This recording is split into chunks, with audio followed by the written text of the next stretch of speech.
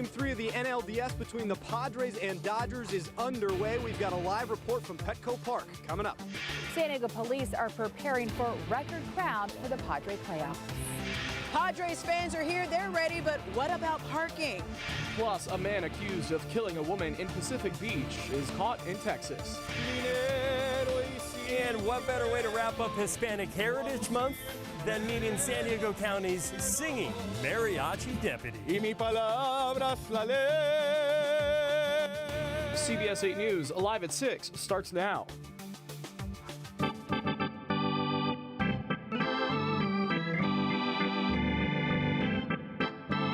Tonight, the Padres are hosting their first home playoff game since 2006. Good evening, I'm Jesse Pagan. And I'm Carrie Lane. Marcella and Carlo have the night off. There is a lot of excitement inside and outside the ballpark tonight. I think this has been a long time coming for us San Diegans. The Friars and the Dodgers are tied in the best-of-5 series. CBS 8's Jake Garriani has been live at Petco Park all around all afternoon. He's now outside with what's at stake. Jake? Yeah, you two said it. This has been a long time coming. The first time playoff baseball has been at Petco Park with fans in the stands in 16 years. And I can't wait to go in there. We're going in right after this shot because the energy is just pouring over that Petco Park sign as crowds are going wild. But to give you an idea of how long it's been since fans have been able to watch playoff baseball in that building, the left fielder in that series for the Padres is now managing the Dodgers. Yes, Dave Roberts, who actually led the NLDS in hits during that time, now manages the Dodgers. That's how long it's been since Padre fans were able to take in a baseball game in the playoffs here in this building. And Bob Melvin and everybody kind of saw what the atmosphere would be like, and they talked about it right before this game.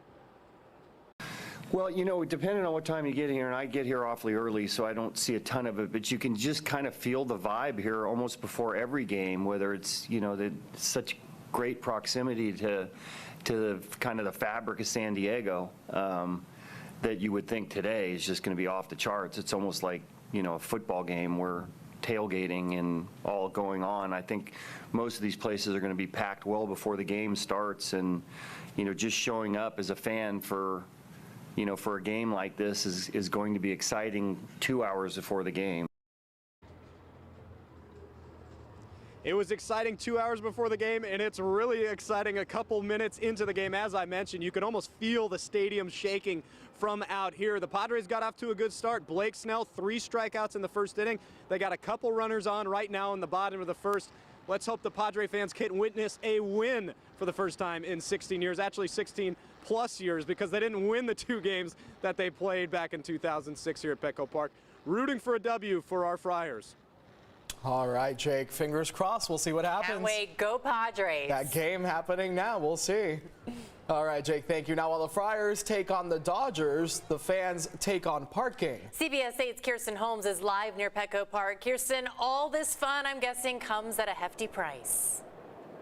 It absolutely does come at a hefty price. Okay, so we know there's a price to paradise, but as the Padres take on the Dodgers for this home game in the playoffs, the price of parking is causing quite the headache.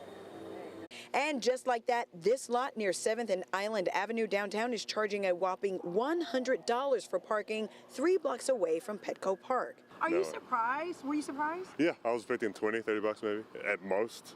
100, no way. I'm not going to pay here. I'm going to have to find somewhere else. It's $100 today. It's a little expensive. Have to find somewhere else. No one pay $100 for this. That's ridiculous, pretty much. Like, to hike up the prices that much, it's like unbelievable. Even the parking lots around here, it's insane just for a game. Other parking lots we found averaged around 60 bucks, like the MTS parking garage right across the street from the stadium. And this lot, just a block away, also 60 bucks.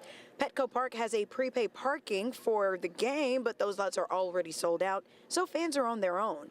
And as the clock ticked closer to the start of the game, Padres fans were taking the parking woes as they came, but that's not stopping them from hopefully seeing the Friars beat the Dodgers. Let's go who?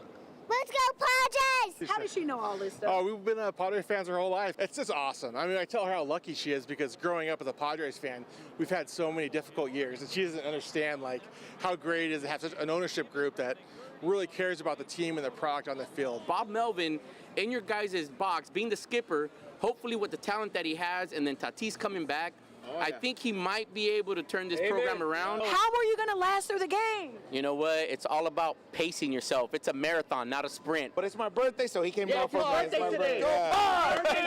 Happy Padres, baby, Padres.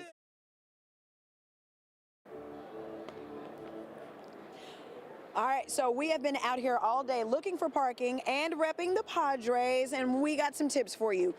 Around 2 or 3 o'clock is probably the sweet spot if you're looking for parking. I know that's kind of early for the game, but that was what we found. If you get here about 2 or 3, but you're going to have to prepare yourself and pay a little bit or maybe even a lot extra. Reporting live for CBS 8, I'm Kirsten Holmes. Back to you. All right, Kirsten, thank you again. Game 3 is underway right now. Game 4 will be at Petco Park. That's going to happen tomorrow at 6:37. And then if there is a Game 5 winner take all, which there won't be, the Padres are going to win the next 2. But if there is, that would be Sunday in Los Angeles at 6:07. All right, switching gears here. San Diego police need your help finding a man they say carjacked a driver in Point Loma. It happened, I believe we should say, early Tuesday morning in the 4300 block of West Point Loma Boulevard. Here's a sketch of the man police are looking for. They say he used a taser to steal the car. He's described as late 20s, 5'5" to 5'7", with a thin build. Anyone with information should call San Diego Police or Crime Stoppers. That number is 888-580-8477. Flu season is now here, and COVID-19 never really left. County health officials say right now is the time to get vaccinated against both viruses.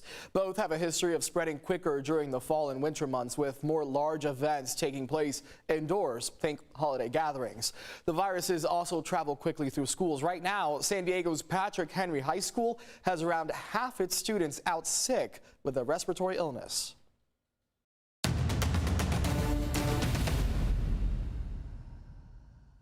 San Diegans are frustrated and horrified at our growing homeless problem, but it's a growing epidemic in other cities as well. People are experiencing homelessness across the entire state, and experts say it will take years for things to get better. CBS 8 political reporter Morgan Reiner, she breaks down the timeline of what's happening behind the scenes. One homeless organization told me this is the million-dollar question. How long will it take to solve the homeless crisis? The issue wasn't created overnight, and it's not going to be solved overnight. We are in this for the long haul. San Diego Mayor Todd Gloria said two things can be true at the same time. We've increased shelter capacity in our city by 38%.